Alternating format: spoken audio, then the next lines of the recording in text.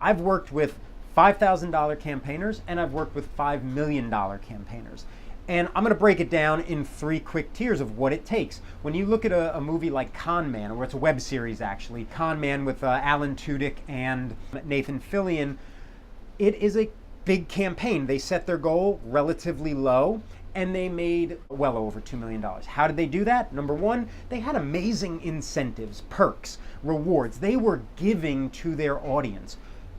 Before that, they had an audience. These guys made a name for themselves with Firefly, cult following. They also, on top of that, had a campaign management agency working with me and with them to make their campaign successful. And they were running the campaign together. So when we're talking about raising funds for a mid-range, let's say a feature, right? You need to raise like $20,000 to $50,000 to make it. One of my favorite examples is Simon Cox's Kaleidoscope Man.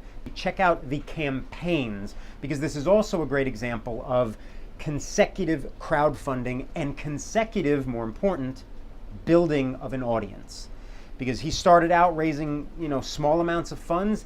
He's done about 7 or 8 campaigns now, and now he's, altogether he's raised over 40,000 pounds to make this one feature that is like a science fiction epic at the level of like Star Wars. And he's done amazing perks. And again, the perks aren't necessarily always what it's about, but the cooler your incentives are, the more people are gonna dive into it. This guy was giving away, perks where you put your face on this pod in the film. I mean, yeah, that's awesome.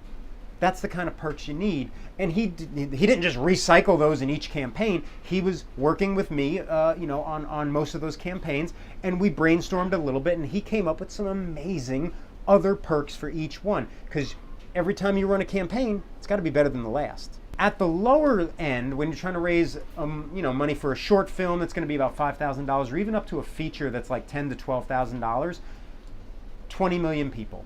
That's the movie I want you to look up, because 20 million people wanted to raise $10,000, and they ended up raising $13,000, and they made a film that ultimately went on to screen at over 24 film festivals, and a few years later lands distribution, and you can now watch it on iTunes and all the main platforms out there.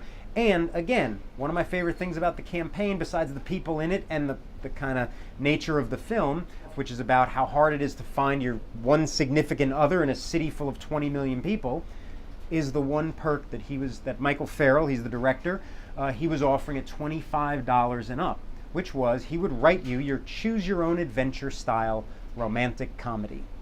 Now, he wrote over 60 of these from what I understand, and I got one because I was like, $25, I get my own personal story, I'm in. No brainer. I didn't even have to think twice about it. And I was pleasantly surprised with how amazing this short story was, how much I was in the actual story. That was me being a character in it, choosing my destiny, just like all the people in his film. He connected it to the film. You want to crowdfund. You need $10,000 for that short student thesis that you're doing, right? You need $50,000 to make your first feature. Man, you might even need $100,000 to cover production, post-production, and marketing and distribution funds and all that stuff.